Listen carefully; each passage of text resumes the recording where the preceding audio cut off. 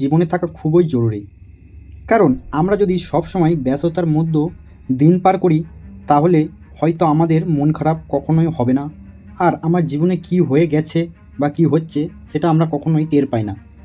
যখন আপনি কোনো কাজে ব্যস্তর মধ্যে থাকবেন, আপনার জীবনে কী হয়েছে বা আপনি কোনো কাউকে ছেড়ে দিয়েছে আপনাকে, তার কষ্টগুলো হয়তো আপনার মনে সবসময় থাকে, সেগুলো আপনার মনে পড়ে।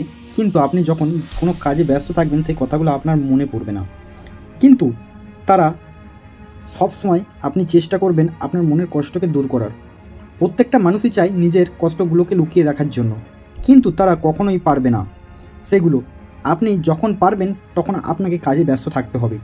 আর নিজের ভেতরে থাকা কষ্টগুলোকে ভুলে থাকার জন্য ব্যস্ততা খুবই দরকার। পুরোটা সময় ধরে যদি আপনি ব্যস্ত থাকেন, তাহলে কিভাবে মনে পড়বে আপনার খারাপ কথাগুলো?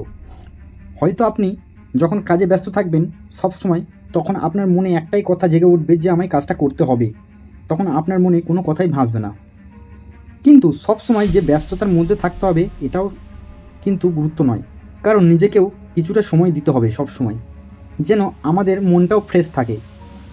জীবনের গুরুত্ব আমরা তখনই বুঝব যখন ভালোভাবে নিজেকে একটু সময় দিতে পারবো।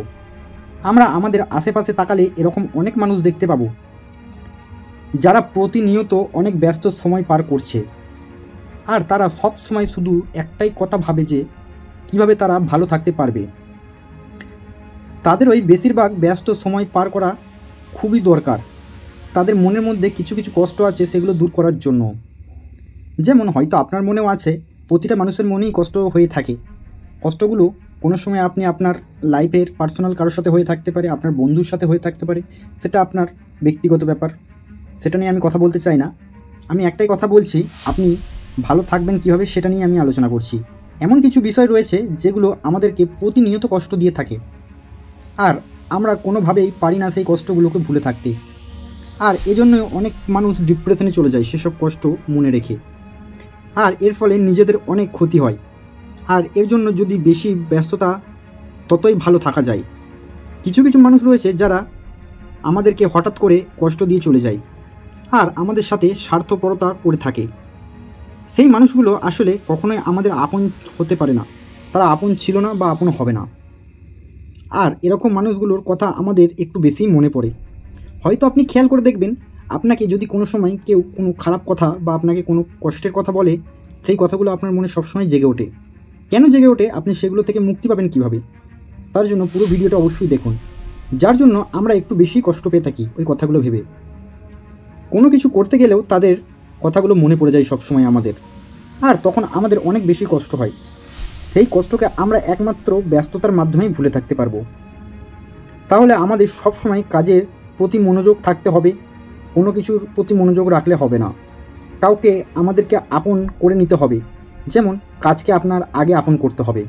আর আমাদেরকে সফলতা অর্জন করার জন্য প্রতিনিয়ত ভালোভাবে ধৈর্য ধরে কাজকে এগিয়ে যেতে হবে।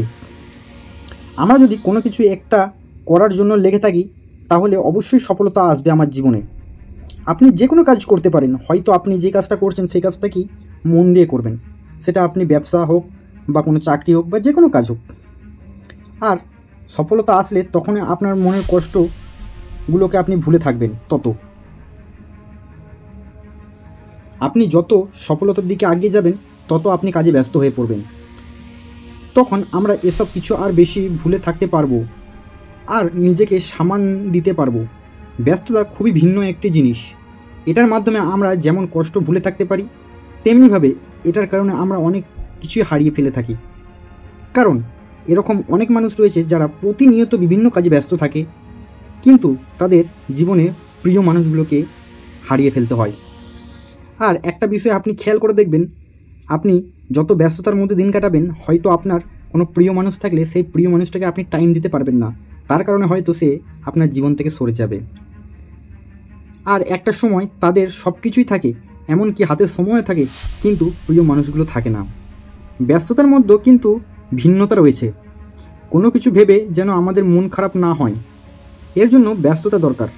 আজ সবসময় আপনি চেষ্টা করবেন আপনার কাজে ব্যস্ত রাখার, কারণ কাজে আপনি যখন ব্যস্ত থাকবেন, আপনার অন্য কোনো কথা আপনার মনের পড়বে না। কারণ হয়তো আপনার কাজে ব্যস্ত থাকলে আপনি হয়তো আস্তে আস্তে করে আপনার সফলতার দিকে আগাতে পারবেন। তাই সবসময় নিজের মনকে কন্ট্রোল করতে শিখুন।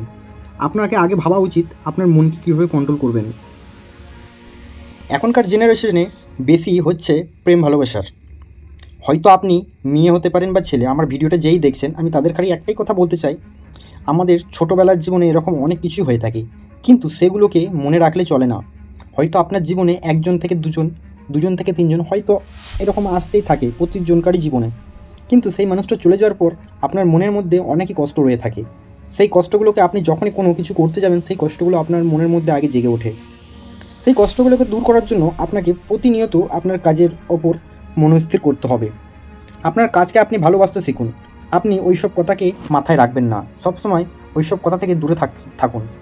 যখন আপনার বিষয়ে কেউ কথা বলবে হয়তো আপনি ওখান থেকে উঠে সরে চলে আসুন। আপনি আপনার কাজের দিকে মনোযোগ দিন।